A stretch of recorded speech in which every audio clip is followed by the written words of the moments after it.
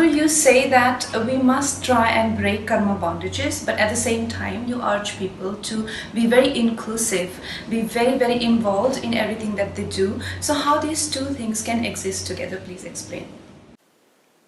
Namaskaram, Kangana. How do you see some contradiction in these two things?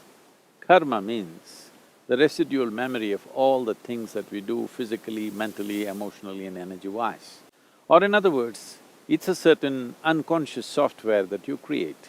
It is a certain amount of memory which rules your life on various levels. There is a physical memory, there is a psychological memory, emotional memory and energy levels of memory. All these things put together, it rules your life. So memory means however much it is a limited boundary.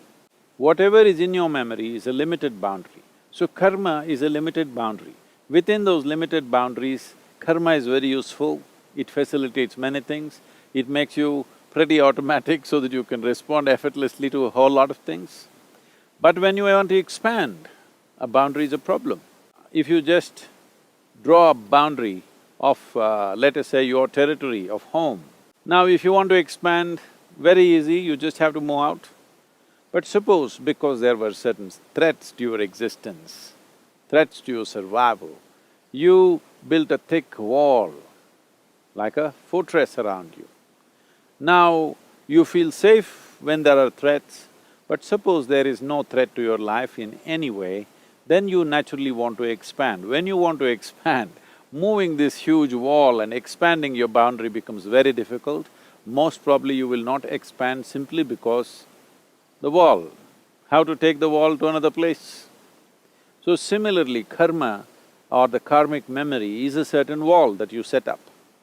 If you don't loosen it up, if you do not bring inclusiveness into your system, inclusiveness is not just as an idea of being friendly with everybody. Inclusiveness into your system, when I say inclusiveness into your system, as you exist here we are in this jungle, what this tree is exhaling, I'm inhaling, what I'm exhaling, the tree is inhaling.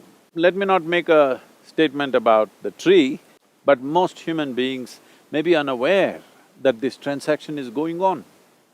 If we were conscious this transaction is going on, then this experience of just sitting here and breathing is absolutely fantastic and ecstatic.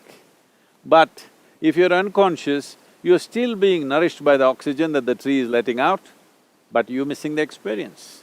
So inclusiveness does not mean you did something different, you just became conscious about the nature of existence, because existence is absolutely inclusive.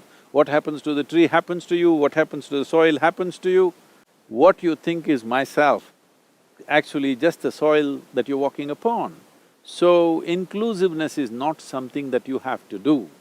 Inclusiveness is the nature of existence, you just have to become conscious of it.